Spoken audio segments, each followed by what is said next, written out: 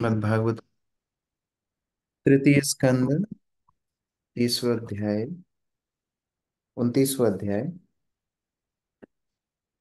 श्लोक संख्या 36 से पाठ कर रहे हैं। कल हमने देखा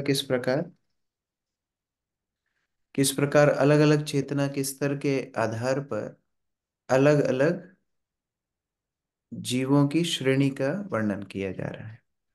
किस प्रकार जो स्थावर हैं, फिर जो जंगम हैं, उसके बाद जो पशु हैं, बहुपाद पशु हैं, फिर चार पैर वाले पशु हैं, उसके बाद द्विपाद जिसमें मनुष्य आते हैं, और मनुष्यों में भी श्रेष्ठ जो वर्णाश्रम को पालन करने वाले हैं, और वर्णाश्रम में पालन करने वालों में भी जो ब्राह्मण व्रत को पालन करने वाले हैं, और उनमें भी जो वैष्णव हैं, जो भगवत चेतना में निमग्न हैं, जो भगवान की भक्ति में संलग्न हैं, ऐसे वैष्णवों को सर्वोत्तम कपिल मुनि बता रहे हैं। श्लोक संख्या 36 से आगे पाठ करते हैं।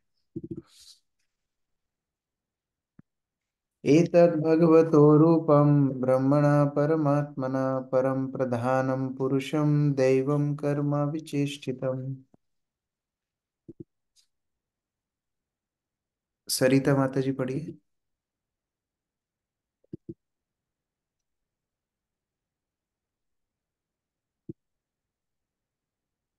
अनम्यूट कीजिए, हाँ पढ़िए। हरे कृष्ण प्रभु जी, दंडवत प्रणाम। वह पुरुष जिस तक प्रत्येक जीव को पहुंचना है, उस भगवान का शाश्वत रूप है, जो ब्रह्म तथा परमात्मा कहलाता है। वह प्रधान दिव्य पुरुष है और उसके कार्यकलाप आध्यात्मिक है। हरे कृष्णा। तो भक्ति के माध्यम से, योग के माध्यम से जीवात्मा का लक्ष्य क्या है? जीवात्मा का लक्ष्य है कि भगवान की प्राप्ति करना, भगवान के शाश्वत रूप को ध्यान करना, भगवान की दिव्य प्रेम भक्ति में संलग्न हो। और ऐसे दिव्य पुरुष की हर एक क्रिया आध्यात्मिक है। भगवान की लीलाएं आध्यात्मिक होती हैं। इसीलिए हम अगर उनकी लीलाओं का अनुकरण करते हैं तो वो लीलाओं का अनुकरण हमारे ऊपर शोभा नहीं देता, लेकिन भगवान जो कुछ क्रिया करते हैं वो आध्यात्मिक होती है। भूमिका माता जी पढ़िए।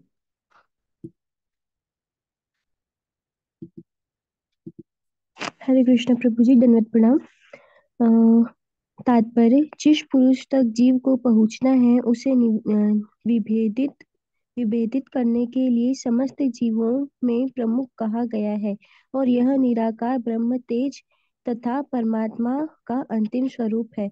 चूंकि वह ब्रह्म तेज तथा परमात्मा का उत्पत्ति स्थान है, इसलिए इसे मुख्य पुरुष कहा गया है।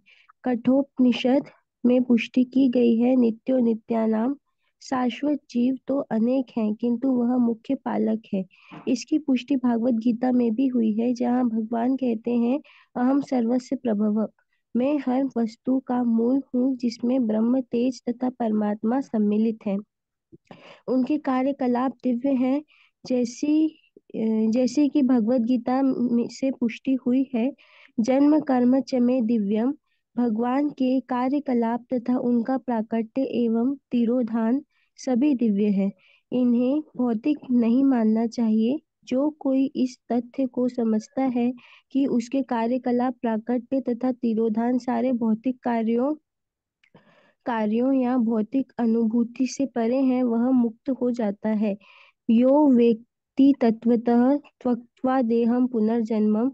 ऐसा व्यक्ति अपना शरीर त्यागने पर पुनः इस संसार में नहीं आता, अपितु परम पुरुष के पास चला जाता है। यहाँ पर इसी यहाँ पर इसी की पुष्टि है। पुरुषः पुरुषम व्रजेत। भगवान की दिव्य प्रकृति तथा उनके कार्यकलापों को समझ लेने से ही जीव भगवान के पास आता है। तो जिनकी कथा मात्र सुनने से, जिनकी लीला सुनने से व्यक्ति मुक्त हो जाए, उनकी लीला भौतिक कैसे हो सकती है? गीता में भगवान बोलते हैं, जो मेरे जन्म कर्म की लीलाओं को समझता है, जो तत्व को समझता है, वो पुनर्जन्म नहीं लेता, वो आध्यात्मिक जगत में चला जाता है। तो जिनकी क्रियाएं सुन के व्यक्ति मुक्त हो जाए, उनकी क्रियाएं कैसे भौतिक हो सकती? रूप भेदास्पदम दिव्यम काल एति अभिधीयते भूतानां महत् अधिनाम ये तो भिन्न दृश्यम भयम। प्रमोदानंद प्रभु जी। हरे कृष्ण प्रभु जन्नत विभिन्न भौतिक रूपांतरों को उत्पन्न करने वाला काल भगवान का एक ही अन्य स्वरूप है। जो व्यक्ति ये नहीं जानता कि काल तथा भगवान एक ही है, वे काल से भयभीत रहता है। हरे कृष्ण प्रभु। और जो भौतिक संसार को चलायमान रखता है, जो भगवान की काल शक्ति है, जिसके माध्यम से सारी क्रियाएं भौतिक संसार में होती हैं।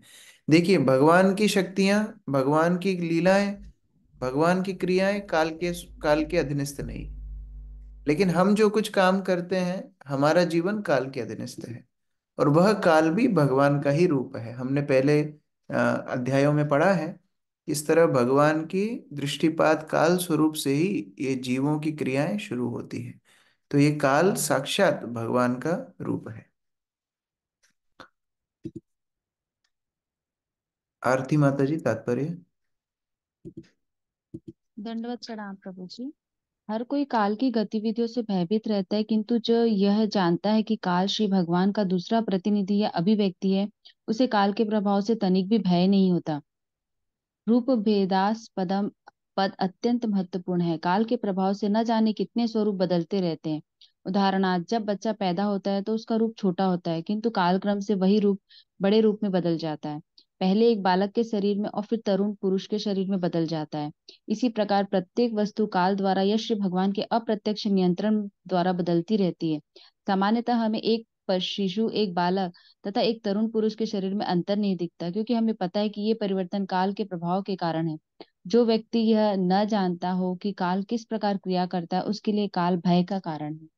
हरे कृष्णा। तो काल दोनों को प्रभावित कर रहा है, भक्त को भी, अभक्त को भी। लेकिन भक्त जानता है कि काल भगवान की शक्ति है। वह जानता है कि भगवान के दृष्टिपात रूप से काल कार्य कर रहा है, तो वो भयभीत नहीं होता काल के प्रभाव से। धीरज तत्र न मुह्यति, भगवत गीता में बताया है। लेकिन जो अभक्त है, वो लोग काल के प्रभाव से प्रभावित होते हैं। योऽन्तः प्रविश्य भूतानि भूतैरति अखिलाश्रया सा विष्णु आख्यो द्विजयज्ञोऽसौ काल कालयतं प्रभु।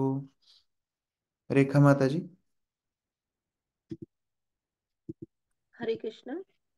समस्त यज्ञों के भोक्ता भगवान विष्णु काल स्वरूप हैं तथा समस्त स्वामियों के स्वामी हैं। वे प्रत्येक के हृदय में प्रविष्ट करने वाले हैं। वे सबके आश्रय हैं और प्रत्येक जीव का दूसरे जीव के द्वारा संहार कराने का कारण है। हरे कृष्ण।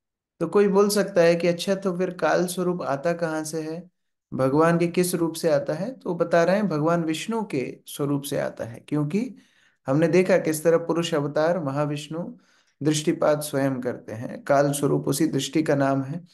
तो साक्षात भगवान विष्णु के साक्षात शक्ति स्वरूप ये काल कार्य करता है। और काल के प्रभाव से ही वस्तुओं का सृष्टि, पालन, संहार इत्यादि सब होता है।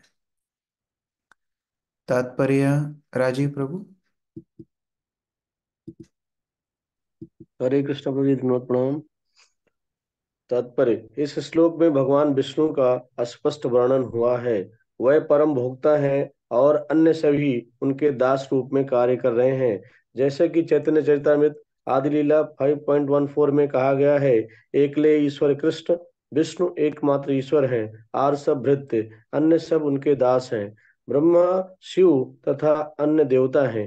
यही विष्णु प्रत्येक के हृदय में परमात्मा रूप में प्रवेश करते हैं और दूसरे जीव के द्वारा जीव का संहार करते हैं। हरे कृष्ण। जीवो जीवस्य जीवनम, एक जीव दूसरे जीव का जीवन है। तो हम जिस तरह अन्न खाते हैं, शेर इत्यादि पशुओं को खाते हैं, हमारे शरीर मरने के बाद गिद्ध इत्यादि खाते हैं, इस तरह ये पूरी साइकिल है। और काल के प्रभाव से एक जीव का जीवन दूसरे जीव के शरीर के ऊपर निर्भर करता है। न चास्य कश्चित् दयितो न द्वेषो न च बान्धवा अविश्यति अप्रमत्त सौ प्रमत्तम जनमंत अनंत अंतकृत। आरती माता जी, पढ़िए।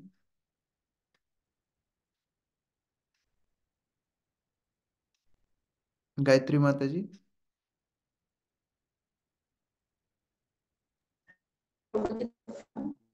कृष्ण भगवान का ना तो कोई प्रिय होता है, न ही कोई शत्रु होता है, किंतु जो उन्हें भूले नहीं है उन्हें वे प्रेरणा करते हैं, और जो उन्हें भूल चुके हैं उनका क्षय करते हैं। हरे कृष्ण। तो भगवान यद्यपि निरपेक्ष हैं, किसी के प्रति उनका कोई झुकाव नहीं है, कोई उनका शत्रु नहीं, कोई मित्र नहीं, लेकिन जो उनको सदैव स्मरण रखते हैं, भगवान उनको हृदय में बैठ करके प्रेरणा देते हैं। जो उनको चाहते हैं जीवन में, भगवान उनको प्रेरणा देते हैं, और जो लोग उनको भूल जाना चाहते हैं तो भगवान उनके जीवन से दूर रहते हैं। यद्यपि परमात्मा रूप में सबके हृदय में निवास करते हैं, लेकिन निष्क्रिय रूप से रहते हैं, तो उनके जीवन में काल स्वरूप में भगवान उनका क्षय करते हैं। और जो भगवान को स्मरण रखते हैं, उनके जीवन में भगवान परमात्मा रूप से हृदय में प्रेरणा देते रहते हैं। तात्पर्य राहुल प्रभु। हरे कृष्ण प्रभु जी, बहुत प्रणाम। तात्पर्य: पूर्ण पुरुषोत्तम भगवान श्री विष्णु के साथ अपने संबंध को भूलना, विस्मृति ही मनुष्य के जन्म मृत्यु के चक्र का कारण है। जीव उतना ही सनातन है जितने कि परमेश्वर, किंतु जीव को अपनी विस्मृति के कारण इस भौतिक प्रकृति में रखा जाता है और वह एक शरीर से दूसरे शरीर में देहांतर करता है। जब शरीर नष्ट हो जाता है तो वह सोचता है कि उसका भी नाश हो गया। वास्तव में भगवान श्री विष्णु के साथ अपने संबंध की यह विस्मृति ही उसके विनाश का कारण है। जो व्यक्ति मूल संबंध की स्मृति सजग रखता है वह श्री भगवान से प्रेरणा प्राप्त करता है, किंतु इसका यह अर्थ नहीं है कि श्री भगवान किसी के शत्रु है और किसी के मित्र है। वे तो सबकी सहायता करते हैं, और जो भौतिक शक्ति माया के प्रभाव से मोहित नहीं होता वह बच जाता है, और वह जो मोहग्रस्त हो जाता है वह नष्ट हो जाता है। इसलिए कहा गया है, हरिम विना न श्रुतिम तरंती। परमेश्वर की सहायता के बिना कोई जन्म मृत्यु के चक्र से बच नहीं सकता। इसीलिए सभी जीवों का यह धर्म है कि वे भगवान श्री विष्णु के चरण कमलों की शरण ग्रहण करें और अपने आप को जन्म मरण के चक्र से बचा ले। हरे कृष्ण। इसीलिए भगवान का आश्रय एकमात्र जीव के लिए सहायता है। कोई भी जीवात्मा दूसरे जीव की मदद नहीं कर सकता, क्योंकि सभी बद्ध हैं। एक बंधा हुआ व्यक्ति दूसरे बंधे हुए व्यक्ति को नहीं खोल सकता। तो केवल भगवान स्वयं मुक्त हैं, भगवान स्वयं सक्षम है जीव की मदद करने के लिए। इसलिए जैसे ही जीव भगवान के प्रति उन्मुख होता है, भगवान उसको प्रेरणा, भगवान उसको मार्गदर्शन देना शुरू करते हैं। अब भगवान की शक्ति का वर्णन हो रहा है। ये भगवान की शक्ति से कैसे प्रकृति कार्य करती है। यद भयात वाति वातोयम सूर्यस्तपति यद भयात वर्षते देवो भागनो भाति यद भयात। अक्रूर प्रभु। हरे कृष्ण रोहित धर्मत्मा। पूर्ण पुरुषोत्तम भगवान के ही भय से वायु बहती है, उन्हीं के भय से सूर्य चमकता है, वर्षा का देवता पानी बरसाता है, और उन्हीं के भय से नक्षत्रों का समूह चमकता है। हरे कृष्ण। तो भगवान के भय से, भगवान की अध्यक्षता में ये सारे क्रिया होती हैं। वायु बहती है, सूर्य समय पर उगता है, वर्षा बरसती है, और नक्षत्र इत्यादि अपनी कोश में, अपनी अपने मार्ग में चलते हैं, अपनी कक्षा में चलते हैं, भगवान की अध्यक्षता में, भगवान के भय से। पायल माता जी पढ़िए। हरे कृष्ण प्रभु जी। श्री भगवान ही भय वायु तात्पर्य। श्रीमद् भागवत गीता में भगवान का वचन है, मध्यक्षेण प्रकृति भूयते। प्रकृति मेरे निर्देश में कार्य करती है। मूर्ख व्यक्ति सोचता है कि प्रकृति स्वतः कार्यशील है, किंतु वैदिक साहित्य द्वारा ऐसे अनिश्चितवादियों सिद्धांत की पुष्टि नहीं होती। प्रकृति परमेश्वर की अध्यक्षता में कार्य कर रही है, इसकी पुष्टि श्रीमद् भगवत गीता में हुई है। और यहाँ पर भी हम देखते हैं कि श्री भगवान के निर्देश के से सूर्य चमकता है और बादल पानी बरसाता है। सारी प्राकृतिक घटनाएं भगवान श्री विष्णु की अध्यक्षता में घटित होती है। तो गीता में भगवान ने सिद्धांत बताया है, मया दक्षेण प्रकृति सूयते चराचरम। तो सारी प्रकृति भगवान की अध्यक्षता में चलती है। और उसी सिद्धांत को कपिल मुनि विस्तार से एक एक उदाहरण देके बता रहे हैं, किस तरह हर वस्तु भगवान की इच्छा से, भगवान के भय से ही कार्य करती है।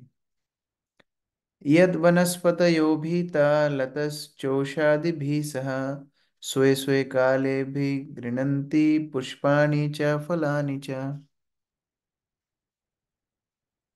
रंगनी प्रिया माता जी पढ़िए। हरे कृष्ण प्रभु जी, दंडवत प्रणाम। पूर्ण पुरुषोत्तम भगवान की भय से वृक्ष, लताएं, जड़ी बूटियां तथा मौसमी पौधे और फूल अपनी अपनी ऋतुओं में फूलते और फलते हैं। तात्पर्य भी प्रभु जी हाँ ठीक है पढ़िए। जिस प्रकार पुरुष पुरुषोत्तम भगवान की अध्यक्षता में सूर्य का उदय अस्त होता है और निर्धारित समय में ऋतु परिवर्तन होता रहता है, उसी प्रकार से सामयिक पौधे, फूल, औषधियां तथा वृक्ष भी श्री भगवान के आदेश से बढ़ते हैं। ऐसा नहीं है कि पौधे अकारण ही और स्वतः बढ़ते हों, जैसा कि नास्तिक दार्शनिक कहते हैं, अपितु वे पुरुष पुरुषोत्तम भगवान के परम आदेशानुसार बढ़ते हैं। वैदिक साहित्य से पुष्टि होती है कि श्री भगवान की विविध शक्तियां इतने सुचारू रूप से काम करती हैं कि ऐसा प्रतीत होता है जैसे सब कुछ स्वतः हो रहा हो। हरे कृष्ण प्रभु जी। तो जितने भी हम लोग प्रयास करें, हम लोग सोच सकते हैं कि अरे मैंने बीज लगाया है, मैं पानी दे रहा हूँ, मैं खाद दे रहा हूँ, तो इस पौधे को उगना ही चाहिए। नहीं, भगवान के आदेश अनुसार वह उगेगा। भगवान अगर नहीं चाहेंगे तो वह नहीं कार्य करेगा, क्योंकि भगवान की ही इच्छा से ये प्रकृति कार्य करती है। भगवान की प्रकृति है, हमारी नहीं। शृण्वन्ति सरितोभितो नोत्स्फरति उदध्यैर्यतः अग्निरिन्धे सगिरिभिर्भूर्ना मज्जति यद भयात्। मंजू राय माता जी। हरे कृष्ण प्रभु जी, दंडवत प्रणाम। भगवान के भय से नदियां बहती हैं और सागर कभी भरकर बाहर नहीं बहते। उनके ही भय से अग्नि जलती है और पृथ्वी अपने पर्वतों सहित ब्रह्मांड के जल में डूबती नहीं। तात्पर्य। नदी नदी सागर इत्यादि सब भगवान की इच्छा से क्रियाशील हैं। अग्नि, पृथ्वी, ये सारे जो पंच महाभूत भी हम देखते हैं, भगवान की शक्ति से ही वो अपनी कक्षा में, अपनी स्थिति में स्थित रहते हैं। अमित प्रभु पढ़िए तात्पर्य। हरे कृष्ण प्रभु जी, दंडवत प्रणाम। तात्पर्य। वैदिक साहित्य में से हम जान सकते हैं कि इस ब्रह्मांड का आधा भाग जल से भरा हुआ है, जिसमें गर्भोदक्षाय विष्णु शयन करते हैं। उनके उदर से एक कमल का फूल निकलता है और इस फूल के डंडल के भीतर समस्त लोक स्थित है। भौतिकवादी विज्ञानी कहता है कि ये समस्त ग्रह गुरुत्वाकर्षण के नियम या कोई अन्य नियम के कारण तैर रहे हैं, किंतु नियम बनाने वाले वास्तविक व्यक्ति तो श्री भगवान है। जब हम नियम की बात करते हैं तो हमें यह भी समझना चाहिए कि नियम बनाने वाला विधायक भी कोई कोई न कोई होगा। भौतिक विज्ञानी प्रकृति के नियम को खोज तो सकते हैं, किंतु वे नियामक विधायक को नहीं पहचान पाते। श्रीमद् भागवतम तथा श्रीमद् भगवत गीता से हम जान सकते हैं कि नियम बनाने वाला कौन है। नियम बनाने वाले पूर्ण पुरुषोत्तम भगवान है। यहाँ यह कहा गया है कि समस्त ग्रह कभी डूबते नहीं, क्योंकि वे श्री भगवान के आदेश से या उनकी शक्ति से तैर रहे हैं। अतः वे ब्रह्मांड का आधा भाग घेरने वाले जल में डूबते नहीं। समस्त ग्रह अपने अपने पर्वतों, समुद्रों, महासागरों, नगरों, महलों, इमारतों आदि के कारण भारी है, फिर भी वे तैरते रहते हैं। इस श्लोक में यह समझ में आता है कि वायु में तैरने वाले अन्य समस्त ग्रहों में इसी ग्रह की भांति सागर तथा पर्वत है। हरे कृष्ण प्रभु जी। तो सामान्य भौतिक जो विज्ञान है, वह हमको जो अलग अलग नियम है प्रकृति के, वो तो बता देते हैं, लेकिन भागवत हमको प्रकृति के नियमों के पीछे नियम बनाने वाला कौन है, ईश्वर कौन है, वह सूचना देती है। यह सूचना हमें भौतिक विज्ञान से नहीं मिल सकती। नाभो ददति स्वस्थानां पदम यन्नियमात् अधा लोकम स्वदेहम तनुते महान सप्तभिरवृतम। यमुना माता जी पढ़िए। हरे कृष्ण प्रभु जी, दंड प्रणाम। भगवान के ही नियंत्रण में अंतरिक्ष में आकाश सारे लोगों को स्थान देता है, जिनमें असंख्य जीव रहते हैं। उन्हीं के नियंत्रण में ही सरल विराट शरीर अपने सातों कोशों सहित विस्तार करता है। हरे कृष्ण। तो पूरा आकाश, सारे नक्षत्र, सारे जीवों का आश्रय और साक्षात विराट रूप भगवान का, सभी तो भगवान की शक्ति पर ही आधारित है।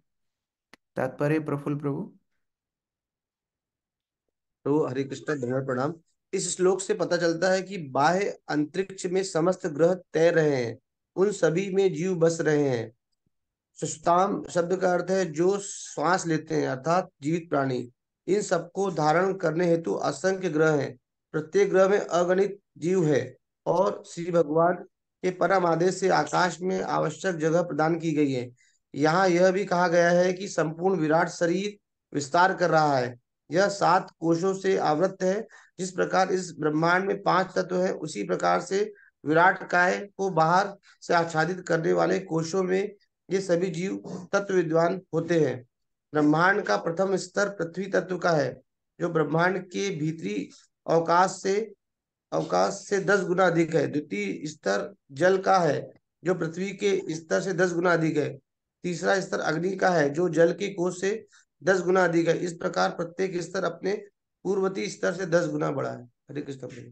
तो ये हम पहले पढ़ चुके हैं। इस प्रकार अलग अलग आवरण ब्रह्मांड के ऊपर होते हैं, और ये सारे आवरणों के भीतर एक ब्रह्मांड है। उस ब्रह्मांड की स्थिति भगवान के विश्व रूप से, विश्व रूप के माध्यम से हम समझ सकते हैं कैसे भगवान के विश्व रूप के अलग अलग अंग अलग अलग लोकों को संबोधित करते हैं। और ये सारे क्रियाशील हैं केवल केवल भगवान की भय से, भगवान की इच्छा से। गुणाभिमानिनो देवा सर्गादिश अस्य यद भयात् वर्तन्ते अनुयुगम येषां वश एतश्चराचरम्। हरे कृष्ण। चराचरम। नीतू माता जी पढ़िए। कृष्ण प्रभु जी, दंडवत प्रणाम। तात्पर्य: प्रकृति के तीनों गुण सतो रजो तथा तमो गुण 3 देवों के अधीन है। ये है ब्रह्मा, विष्णु तथा शिव। भगवान विष्णु सतो गुणों का, ब्रह्मा रजो गुणों का तथा शिव जी तमो गुण का भार संभालते हैं। इसी प्रकार से अनेक देवता हैं जिनके अधीन वायु विभाग, जल विभाग, बादल विभाग हैं। जिस प्रकार किसी सरकार में तमाम विभाग होते हैं, उसी तरह इस संसार में भगवान के राज्य सरकार में अनेक विभाग हैं, और ये सारे विभाग भगवान के भयवश ठीक से चलते हैं।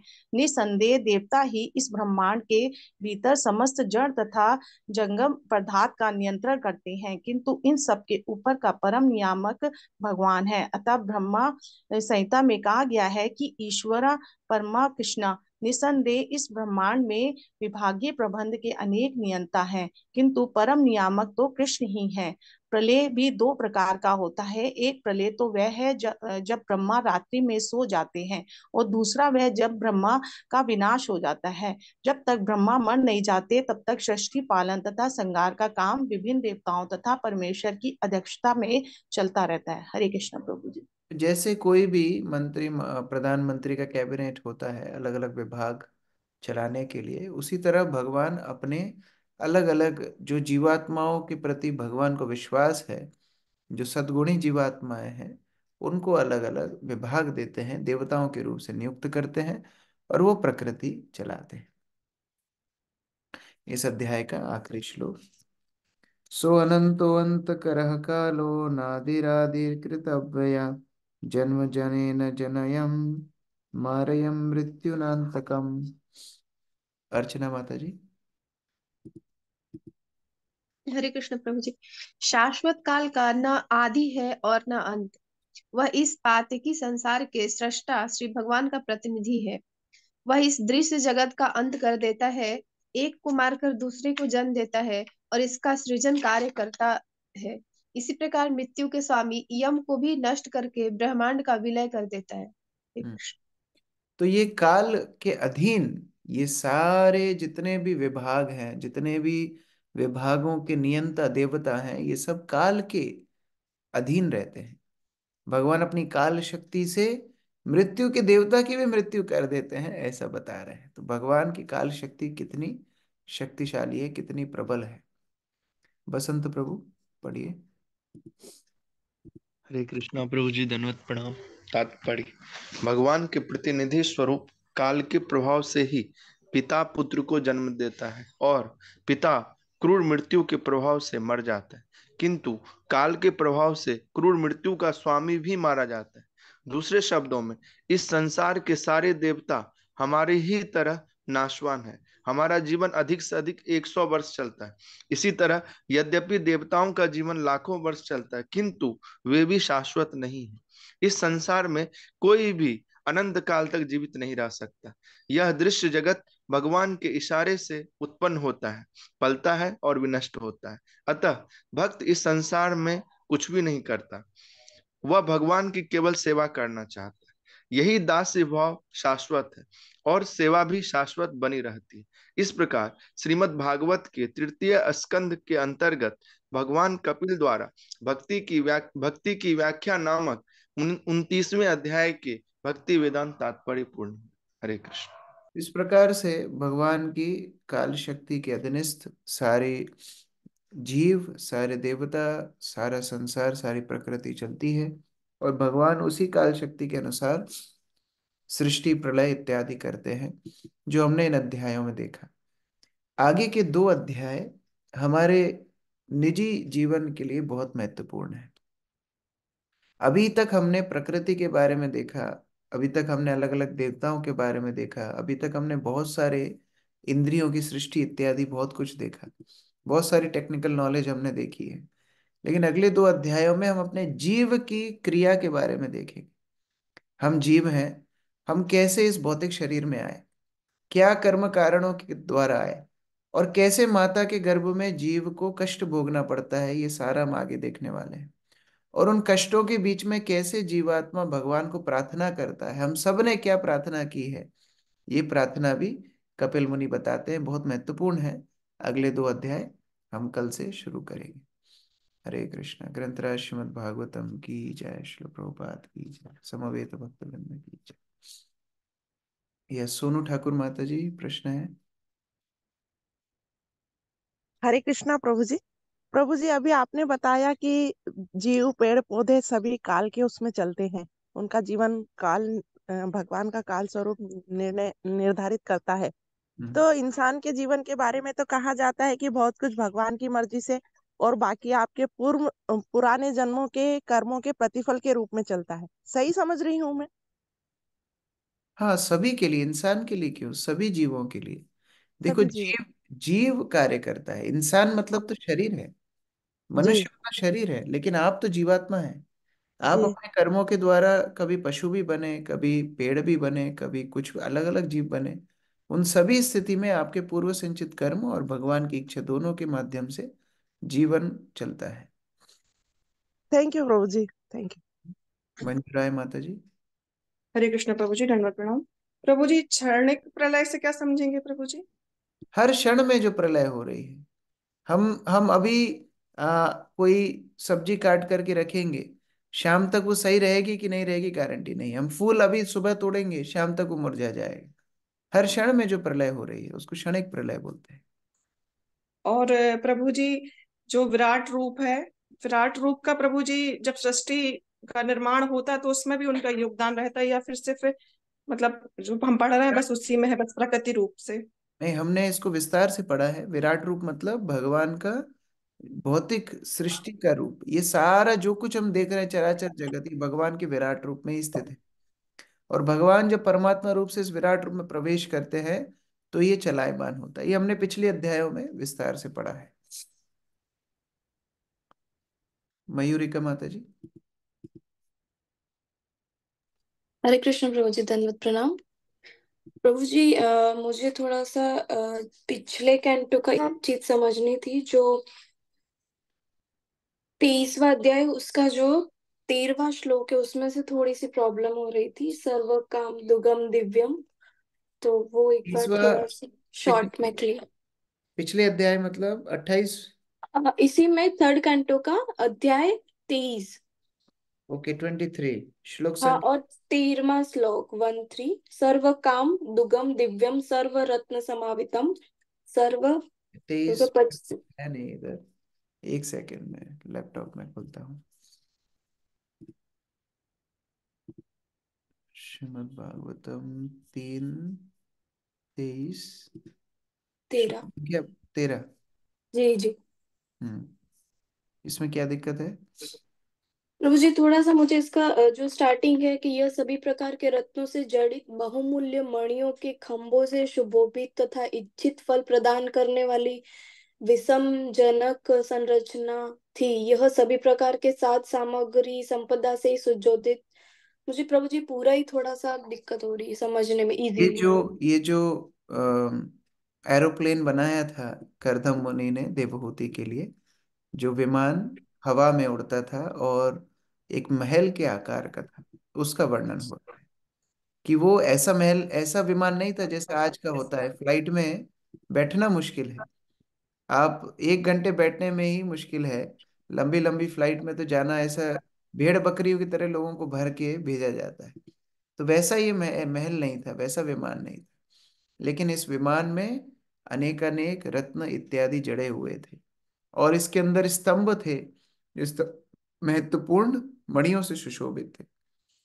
और ये महल में जो इच्छा आप करेंगे वो तत्पर तैयार है। वहां पर सारे खाने पीने की वस्तुएं, सारी इंद्रिय भोग की वस्तुएं सब एकदम रेडी है।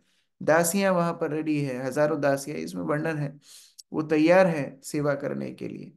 और ये अपने महल के अंदर कई उद्यान थे, वहां पर बैठने के लिए अलग अलग फर्नीचर था, खूब सारी धन संपदा थी। और ये जो व्यवस्थाएं थी वो समय के साथ बढ़ रही थी। हमको भी मालूम है कि जैसे जैसे समय बढ़ता है वैसे वैसे फैसिलिटी भी बढ़ती है। तो उस तरह ये विमान में समय के साथ फैसिलिटीज बढ़ती जा रही थी। इस तरह करदम मुनि ने अपनी योग शक्ति से महल का निर्माण किया, तो उसका वर्णन है। गायत्री माता जी, लास्ट क्वेश्चन। हरे कृष्णा प्रभु जी। जैसे हम बुक डिस्ट्रीब्यूशन कर रहे थे तो एक माता जी ने मेरे को बोला था, जैसे कृष्णा के बारे में बता रहे थे तो बोले कृष्णा तो काल है, बोले हमने उनकी पूजा करेंगे बोले। तो वो जब मेरे को भी नहीं पता था ऐसा कि कुछ था ऐसा, मतलब तो मैं उसको जवाब ही नहीं दे पाई। तो नेक्स्ट टाइम कोई ऐसा क्वेश्चन करे तो कैसा, मतलब उनको बोल सकते हैं कि काल की पूजा तो हम सब कर रहे हैं। क्या हम समय पे नहीं उठते हैं तो हम काल का पालन नहीं कर रहे हैं? हम समय पे ट्रेन नहीं पकड़ते हैं, समय पे जॉब पे नहीं जाते हैं, समय पे जॉब से नहीं वापस आते हैं, समय पे अपना फेवरेट टीवी सीरियल नहीं देखते हैं। तो काल की पूजा तो सभी कर रहे हैं, लेकिन जानते नहीं है कि वो काल है भगवान स्वयं। तो काल के अधीनस्थ हर व्यक्ति है, लेकिन उनकी पूजा करने में समस्या क्या है? एक्चुअली जो जानते नहीं, जानकारी नहीं है, उनको इस तरह भय लगता है। और भगवान स्वयं बोलते भी हैं, जो अभी जो हमने श्लोक में पढ़ा, जो मुझे भक्ति भाव से पूजा करता है मैं उसके लिए परमात्मा रूप में प्रेरणा देता हूँ। जो मुझे विस्मृत करना चाहता है उसके जीवन में काल के रूप में तो हूँ ही, उनको मैं काल के रूप में तो वैसे ही मेरे अधीनस्थ काम कर रहे हैं। तो उस तरह है। ठीक है। हरे कृष्णा प्रभु जी। हरे कृष्ण। शिल प्रभुपाद की जय। समवेत भक्त